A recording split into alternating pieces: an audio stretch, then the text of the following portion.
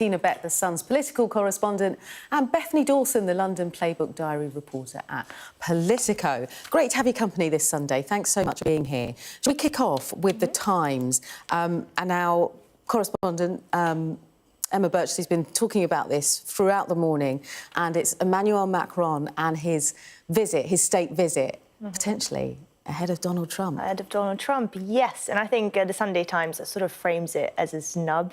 I don't necessarily see it like that. What do you think the thinking is behind it, then? Well, you know, we know that it's all about politics. Yeah. We are warming up towards Europe. That's certainly what the Keir Starmer's government is doing. We've got a meeting at EU-UK summit happening in May. We know that France and the UK are cooperating very closely with the Coalition of the Willing.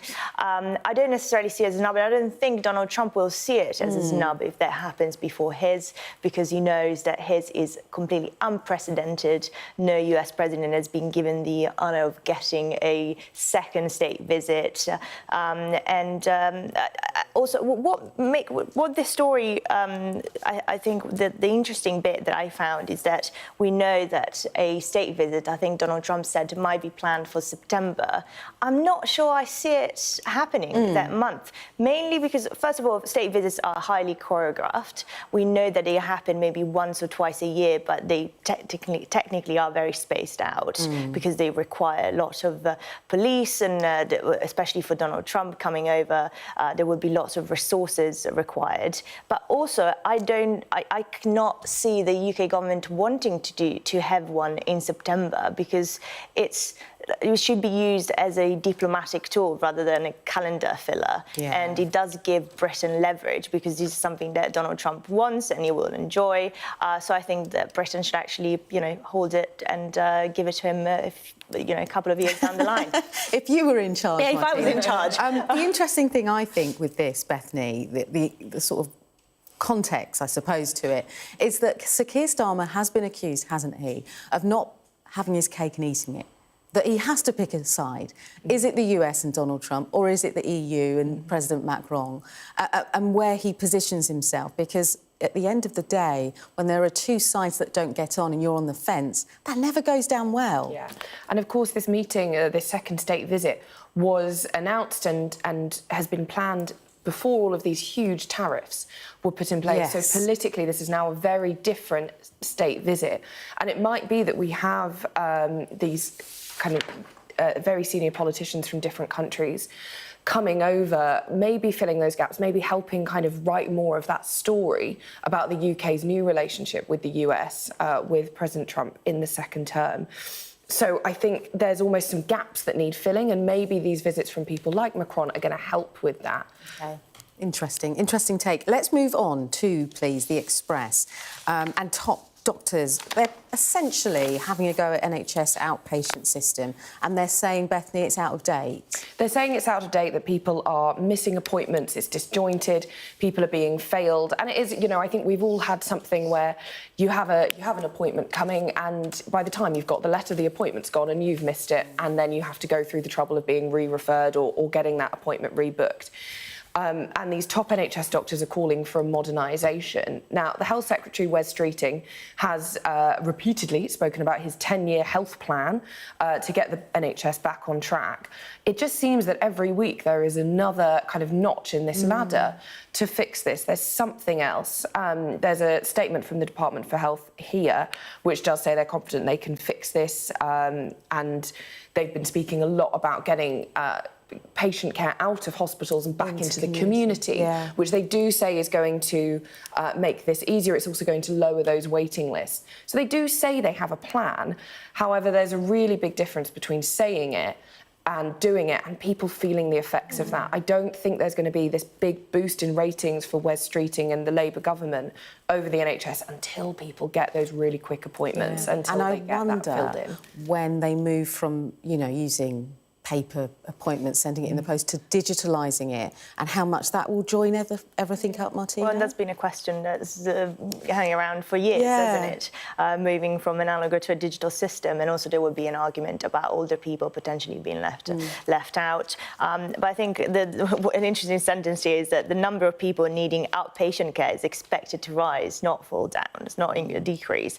So especially as more people live longer, and we know there's lots of people out of work, they're not working because they need those appointments. So it's a very tough cookie for the Health Secretary. NHS England now in the hands of the government, so they'll have to fix this one pronto. OK, EU fishing next in The Sun, your paper, Martina. What's Sir Keir Starmer got on the agenda here? That's right. Bigger ties with the EU? Yes, well, it's more about... So he's preparing to hand over fishing rights in return for a defence deal. The UK and the EU are meeting next month to discuss a new security pact to protect Ukraine. But France is threatening to stop Britain joining this defence pact and stopping Britain's British defence companies selling to, getting access to EU contracts. And we, in the paper, there's a Jacob Rees-Mogg, arch Brexiteer, saying that, of course, this betrays Brexit, that it goes to the heart of what Brexit was about: sovereignty, self-reliance, forgotten communities, our fishing communities. But also, I think, I think readers will probably look at this and don't find the behaviour of France quite petty, because, you know, we're talking about security cooperation, we're talking about working together to defend Europe, but instead of acting like serious partners, they're sort of playing games, all games that we've seen throughout the Brexit negotiations, saying you can't access a security deal unless you give up some of your fishing quotas. So I'm not sure it will go down well with lots of people. Yeah, constant negotiating, hopefully on that state visit from President Macron. That will all be ironed out. Let's see. Bethany, talk me through this story. We're covering this, of course, but the headline here in the Mirror is £10 million payouts for attacked prison guards, and this is all to do with the Manchester Arena bomber. Yeah, this is a story where they found that there were over 10,000 assaults on prison staff in the year to September 2024. This is a record high. It's about the ill treatment that prison guards get in prisons at the hands of prisoners. And there was over £10 million of compensation paid over the last 5 years to these people hurt. And when you read this story, you know, there's people who say they were nearly killed, they were gravely injured, assaulted at work. And this is all, of course, as you say, come into the spotlight as the Manchester bomb plotter attacked 3 wardens at his prison in County Durham. And there's, you know, back into the spotlight, there's the treatment of prison staff. It's how these people are getting paid. It's the conditions of prison. How much is overcrowding coming into this? And again, the government also is... how much protection. I think Molly Malone's report was really quite stark in that they don't have really very much protection in the face of violent criminals. Yeah, they've been saying that at some prisons they don't have stab vests, you know, and the hope is, of course, that none of these prisoners have knives, they don't have any sharp objects which they can stab. Yeah, but it's when those prisoners are then moved into places like kitchens with knives, with hot cooking oil. Or items that can be turned into weapons. And so there's this renewed focus on the treatment of prison staff and also reforming prisons, looking at the number of people in there and how long for. And this is just, again, I keep saying this, but another headache for the government and something they have to fix really quickly. Yeah, we're going to move on to another headache. There is a very long list, Martina. Yeah. This is the Sunday Mail, page 11, China bugging Whitehall pubs and hotels and even benches in St James's Park. That's right. And it comes a couple of days after the Chancellor said that it's imperative, that he would be foolish not to engage with China, the second biggest economy in the world. Of course, it doesn't look good. And we've got even Chris Philp, the Shadow Home Secretary, writing for the Mail on Sunday, saying that our security is at risk because Labour is cozying up to China too much. And, you know, their strategy so far has been incredibly confusing. We've had last week week the issue of a British Steel, which is one of the most vital industries in the UK. The business secretary saying, and the Chinese company that was running British Steel basically being accused by the business secretary of running it to the ground on purpose, of sabotaging it. And the business secretary also saying that actually we would not let China into our steel industry anymore. And then a couple of hours later, he backtracked on that, probably because he got a ring from the Treasury saying, actually, look, China's checkbook is propping up all our industries, all our vital industries.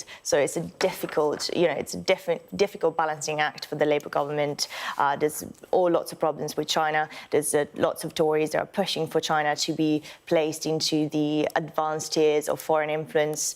So we'll have to see what happens. But what's quite interesting is that obviously the issue of China is particularly prominent within the Tory party. There's lots of China hawks, there's lots of MPs that have been sanctioned by China, but not so much within the Labour Party. Whether we'll see that more going forward, we'll have to see. Yeah. We're going to talk about TikTok. There's been loads of issues with TikTok and security and politicians, hasn't there? But this is all about TikTok. It's in The Observer. TikTok and that trend that's gone viral of, what was it, pistachio chocolate from Dubai that's kind of gone viral? Talk us through this, because I've seen it, but just kind of got too much in my brain that I haven't gone down that rabbit hole to look at it. Yeah, well, I haven't sampled it, and maybe I should, sort of a business expense, to just make sure I know what I'm talking about. But it's this chocolate with creamy pistachio filling, and it's gone viral. For months and months, people have been looking to eat this in different ways, different sort of on pancakes and all sorts of things. And it was all due to one person, wasn't it? This pregnant woman that had this craving. Yeah. And then it's exploded online. And that's what's so crazy sometimes about social media, that it can be something really small that kind of leads to a shortage of pistachios. I know, it's crazy. And also, that was a while ago. We're quite used to these trends being very short-lived, but this has been going on for months. I think in my local corner shop, there's now, like, Dubai chocolate, in Tottenham. And is it really expensive, this It is really expensive. Chocolate? This is not sort of a bar of Cadbury's that you grab at the end of a long day, kind of revealing my own evening activities there. But it's really expensive, and as The Observer reports, there's now a shortage of pistachios. And I think this is just so interesting how online culture is influencing our day-to-day sort of supply chains.